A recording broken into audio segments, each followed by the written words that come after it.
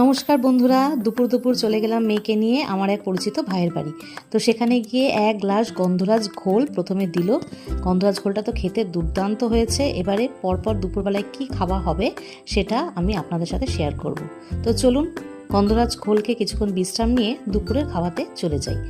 তো দেখুন এখানে পাতে পড়ে গেছে ভাত, তার সাথে রয়েছে এখানে মাছের ডিমের বড়া, আর রয়েছে পটল ভাজা, এখানে রয়েছে লম্বা লম্বা আলু ভাজা, রয়েছে চিকেন, এখানে রয়েছে সবজির ডাল, একটা ভেজ ডাল, আর রয়েছে পনির।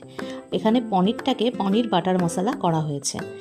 তো ভেজ ডালটা করা হয়েছিল, এখানে পনির দিয়েছিল, তার সাথে গাজর আর বিনস ছিল, দুর্দান্ত হয়েছিল খেতে। ডালের সাথে মেখে নিলাম একটা গন্ধরাজ লেবু। এরপরে পনির বাটার মশলা দিয়ে শুরু করলাম। পনিরের টুকরোগুলো ছিল একদম নরম তুলতুলে। এরপর চলে গেলাম চিকেন কষা দিয়ে খেয়ে আমি আজকে দুপুরের খাবারটা শেষ করলাম। তো কেমন লাগলো বন্ধুরা আজকে আমার ভিডিওটা?